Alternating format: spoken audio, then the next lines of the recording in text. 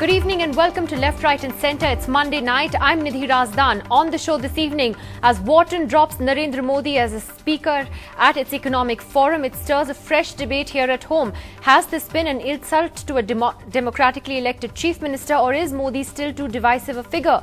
Will Narendra Modi, who's rapidly climbing the ladder within the BJP, always be dogged by controversy? That's going to be our big debate this evening. We'll also be going live later in the program to the finance minister's chat on Google with people who have queries on the budget. That'll be after 8:30. But first, our top story tonight.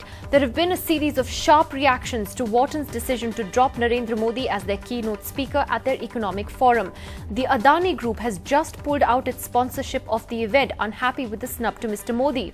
And a former NDA minister, Suresh Prabhu, was also invited, has also dropped out in protest.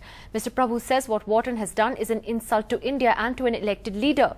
Those who signed a petition to have Mr. Modi dropped, however, say it's not as simple as that Modi's human rights record is a critical factor. Therefore, I thought it's an insult to our office of a chief ministership, wherein a person who is occupying that office 3 times in a row. Former Minister and senior Shiv Sena leader Suresh Prabhu standing in solidarity with Gujarat Chief Minister Narendra Modi, who was dropped as a speaker by the prestigious Wharton Business School from their economic forum. Mr. Prabhu was also supposed to speak there. The BJP says it doesn't care, but the snub to Narendra Modi only shows how divisive he continues to be. It is not a Whartoners and US citizens will not be voting in Indian elections. What it matters in India?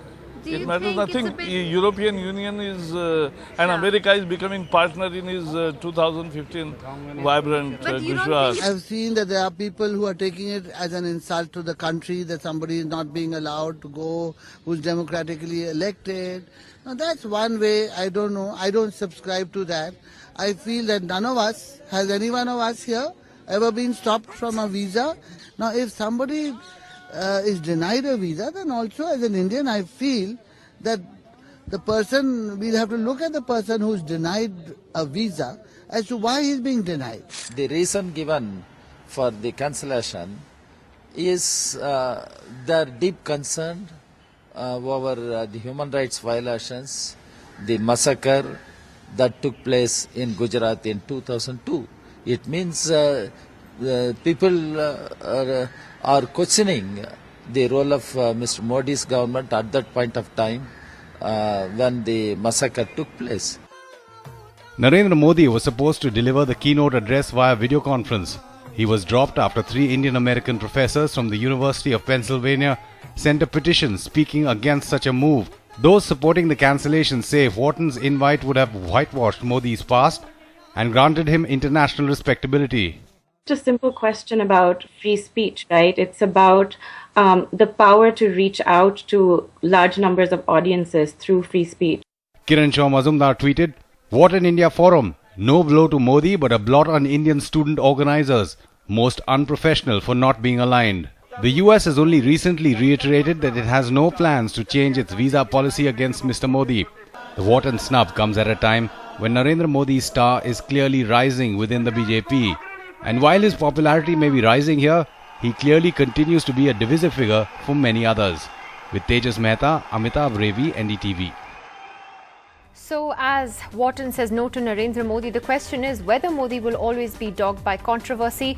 Joining us on the program tonight is Professor Turjo Ghosh, professor at the University of Pennsylvania, one of the professors who started that petition to have Mr. Modi dropped as keynote speaker. Also with us tonight from the BJP, it's National Executive Member Kiran Kher. We're joined by senior journalist and columnist Akar Patel from Bangalore. Shahid Siddiqui, editor of Nai Dunya and senior commentator, is with us this evening from Delhi. Mr. Dilip Pargaonkar joins us tonight from Pune.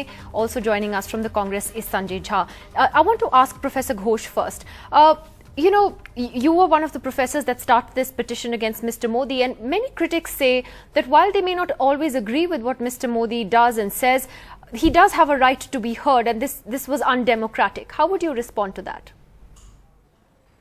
No, I think we've actually institutionalized the best democratic processes here. He absolutely has a right to say what he needs to say, and I will fight for that right if that is ever encroached upon. This was not an encroachment of his right to do so. This was a resistance of his right to do it on our time with our institutional platform behind him, and that's not something that we're comfortable with, because we also use our free speech rights as academics, as members of the community, to resist his particular brand of development and what he says is the Indian process at play. So in many ways, this is like exactly what free speech democratic processes are. And I'm really kind of proud of Penn and of Wharton for engaging in this emergent process of opinion sharing and a decision that emerges from some of these processes. But Professor Ghosh, at the same time, Mr. Modi is an elected Chief Minister of Gujarat. He has been elected 3 times.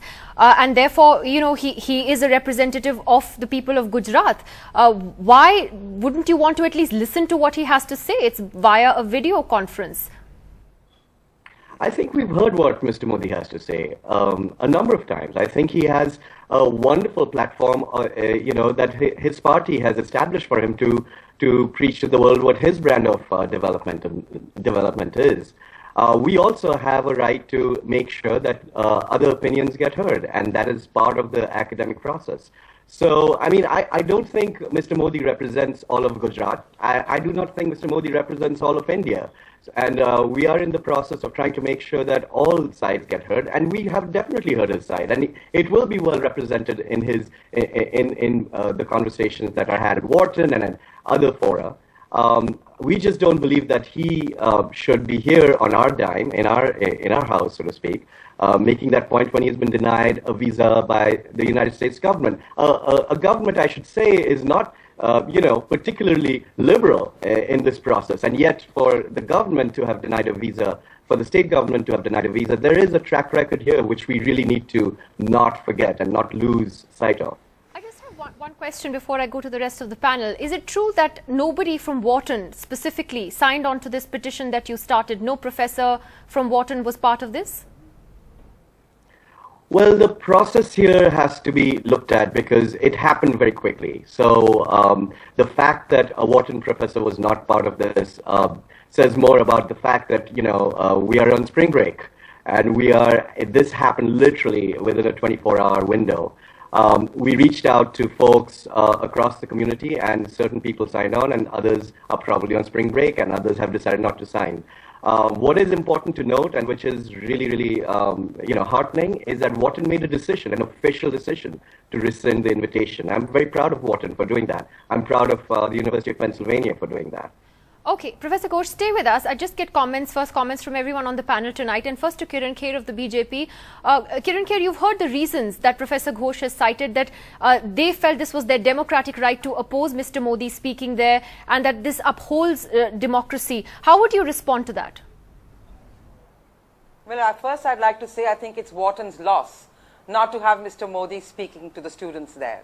In India, many prestigious colleges have had Mr. Modi speaking on economic reform, on his development projects. And when the professor from Pennsylvania says that we don't prescribe to his brand of development, I don't really know what he means. And then he says that it's our democratic right, and it's not, why should he be heard from here? Other people also need to be heard. Of course they do. All voices should be heard. Does he mean if Mr. Modi speaks, no other voice would be heard? I think it's the most undemocratic thing to have done. And United States not giving a visa to Mr. Modi is anyway reprehensible. I mean, they were led by Mr. Bush, whose regime was instrumental in deaths of so many people in Iraq and various other parts of the world. I mean, did everybody say we will not invite Mr. Bush for anything? By saying this, I do not prescribe. Are you equating Mr. Modi with Mr. Bush? No, I'm not. That's what I'm going on to say. I'm going on to say that I do not in any way believe that Mr. Modi is in the same league as Mr. Bush, where massacre of innocents is concerned. There are many cases being heard and being in the Supreme Court of India. Not one case has indicted Mr. Modi for anything. There are these voices, these so-called voices, which actually don't seem to be independent to me. They seem to be leaning towards the other parties in our country, and they pretend to be secular. If you ask me, they are most non-secular, because if they were truly secular, they would hear every voice.